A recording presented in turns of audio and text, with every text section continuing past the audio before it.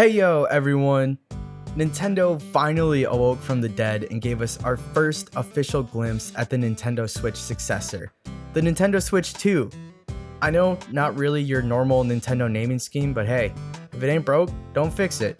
So, while we all anxiously await the Switch 2 Direct in April, I thought I'd go over and list some games that I really hope make an appearance during the Switch 2's launch window. And by launch window, I don't mean the actual day one launch.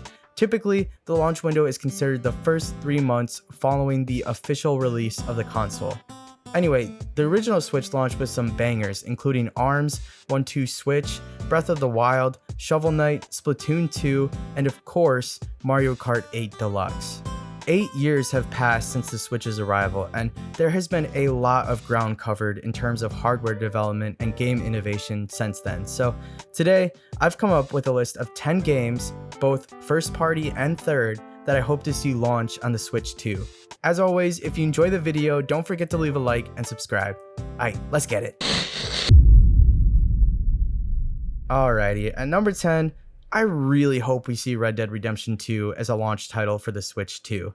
I know, Rockstar isn't necessarily known for making family-friendly games, which is usually Nintendo's target audience, but I think Nintendo wants to come out and make a statement about what this new console can do. Let's not forget, the original Switch had a launch window that included Skyrim and The Witcher 3, so RDR2 is definitely a possibility. There have already been some rumors that this will be one of the big third-party games to launch on the console, and if that's the case, fantastic. Red Dead Redemption 2 is one of the greatest games to have ever been made and has one of, if not the, best open world in gaming. On top of that, I think RDR2 has one of the best narratives of all time. It's a very detailed game with some incredible visuals, so if Nintendo announces Red Dead Redemption 2 as a launch title, I think it will be making a very clear statement. The Switch 2 is significantly more powerful than the original. I mean, yeah, duh, obviously, but if we see RDR2 running smoothly on it, that's gonna blow the doors open for other AAA games to make their way over to the console. Probably some compromises, just like with the original Switch, but still, that'd be really freaking impressive. Okay, at number 9, I think it's about time we get a new Super Mario Maker game. Super Mario Maker 2 was a massive hit on the Switch, and it's remained relevant thanks to its active community. If you've never played these games before, it's essentially a 2D Mario game with a full story and a bunch of levels. What makes it different is that there's a full-blown level creator in the game. In here, you can pick which style you'd like to use, from the original Super Mario Bros. All the way up to Super Mario 3D World. Each style has their own variety of assets, power-ups, and enemies. Once you're done with your level, you can play through it and even upload it online for other players to check out. There are some seriously impressive level designs out there. If the rumors about the new Joy-Cons having mouse functionality are true, then level design in here is going to be a whole lot easier. I can't think of a better game to show off that new tech than with a new Super Mario Maker. Now, number 8, this might be a bit of a reach, but I would be blown away if we saw Cyberpunk 2077 running on the Switch 2. It's not so much that I want this specific game on the Switch 2, but more the idea that the console is capable of running a game of this caliber. Cyberpunk 2077 is easily one of the best looking games from the past 10 years. The futuristic neon setting is full of an incredibly detailed, dense open world. CD Projekt Red built an absolutely gorgeous game here. I'm not sure of what the Switch 2 specs will actually be, but if they can run some light ray tracing, then Cyberpunk 2077 will easily be one of the best looking games to launch on the console. At the game's release, it definitely had its issues. Honestly, those issues persisted for a decent time after launch, but today, in 2025, Cyberpunk 2077 is amazing. If you haven't gone back and played it since its initial release, it's almost an entirely different game from what it was 5 years ago.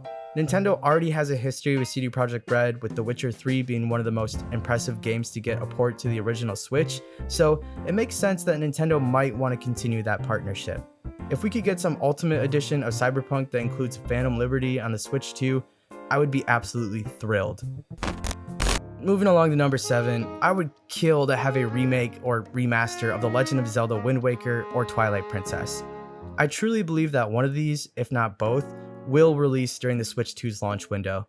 I think it's too early for a brand new 3D Zelda, and we just got Echoes of Wisdom, so it makes sense to finally port over some of these classic Zelda games. The cel-shaded art style for Wind Waker holds up incredibly well, and if we got a version of that in 4K, good golly, talk about a feast for the eyes. Twilight Princess might not be as popular as Wind Waker, but it's still a fantastic game. It's much darker in tone and visual style, but I think it would still be welcomed with open arms in the form of a remake or remaster. I will be very disappointed if we don't get either of these games during the launch window. If we don't, there have been rumors swirling about a potential remaster for Breath of the Wild that will bump the game up to 4K 60 FPS. I personally don't think that's really necessary right at launch, but I'd take it anyway. God, I'm such a sucker for Zelda games. At number 6, I think there's a very real possibility that the Resident Evil 4 remake will get ported over to the Switch 2. The original Resident Evil 4 was a timed exclusive for the GameCube, where it made an instant impression as one of the best video games to date. Since then, it's been ported to basically every other console, including the Switch. The remake, which released last year, is a stunning reimagining of the 2005 masterpiece. Capcom did an excellent job of retaining the original charm while still tweaking it for modern audiences to enjoy. Similar to Red Dead Redemption 2 and Cyberpunk 2077, a Resident Evil 4 remake on the Switch 2 would be a pretty impressive statement for the console. If they're able to port this one over, then I don't see why they wouldn't be able to port over the other games like Resident Evil 7 and 8. Hopefully, this will be a gateway for other horror franchises to make their way over to the Switch too. Down to number 5, let's talk about Xbox games, like all of them. Look, it's no secret that Xbox is trying to be buddy-buddy with Nintendo. Phil Spencer has made it clear that he loves the Switch and what Nintendo does as a gaming company. Because of the massive install base that the original Switch had, Xbox made it a priority to port over some of their best-selling games, including but not limited to Doom, Skyrim, Minecraft, and Grounded. If the Switch 2 is capable of running more intensive games, you can bet your bottom dollar that Xbox is going to be looking to bring those titles to the console. The most likely candidates I can think of right off the top of my head are Fallout 4, Hi-Fi Rush, and Halo, the Master Chief Collection. I know that last one sounds crazy, but all of the leaks and rumors indicate that Xbox is looking to spread their IPs to other platforms, including Halo. It really feels like Xbox is shifting towards becoming more of a publisher rather than a console maker. I mean, I think they're still going to make consoles, but it feels like they really don't care that much about exclusivity anymore. They just want people to buy their games, regardless of where they're at. So if the Switch 2 can handle it, I think Xbox is going to try and port over every game that they can. Doom the Dark Ages, Indiana Jones, Starfield, heck, maybe even a Call of Duty. I guess we won't get any real confirmation of this until we see what the Switch 2 is actually capable of, but I'm betting that we're going to see a lot of Xbox games on the platform regardless. Now at number 4, I want to talk about Baldur's Gate 3. I was stuck between this and Elden Ring. Nintendo and FromSoft has some recent history with the Dark Souls remake making an appearance on the original Switch. That being said, I think Baldur's Gate 3 would be the more favorable port to the Switch 2. Larian Studios made one of the most impressive games of all time with Baldur's Gate 3, and porting it over to the Switch 2 would be a win for gamers everywhere. I mean, this is the type of game that everyone should give a shot, especially if you love RPGs. It's a fantastic story with a mind-boggling amount of variation. It feels as if every decision that is made in the game changes your entire trajectory.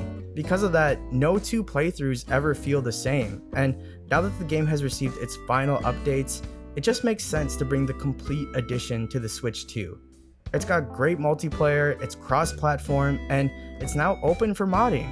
To me, Baldur's Gate 3 on the Switch 2 would be the equivalent to Skyrim on the original Switch, something to really wow people. Except maybe even a little bit better since Baldur's Gate 3 is newer and far more intricate. Like I've said, I think Nintendo wants to make a statement with this new console. They want to show the world, consumers and developers, that their platform is capable of running modern, Game of the Year contending titles. And in my opinion, there's no better example of that than Baldur's Gate 3. Okay, now at number 3, let's talk about Animal Crossing. Animal Crossing has always been a fun, cozy social sim that was fairly popular amongst Nintendo fans. When COVID hit in 2020, it was like the perfect storm for Animal Crossing New Horizons. The game was this amazing escape for people stuck in lockdown, and because of that, the franchise exploded into the mainstream. Since its release, New Horizons has amassed over 45 million copies sold. Apparently, it set a record for selling more digital copies, 5 million, in a single month than any other console game in history. So I don't think it's outside the realm of possibility that Nintendo might be prioritizing this franchise to make an appearance during the launch window. If the Switch 2 didn't already have enough hype, the casual Animal Crossing fans will definitely be buying in if there's a new game to play. It can't be understated just how popular this series has become in the last 5 years.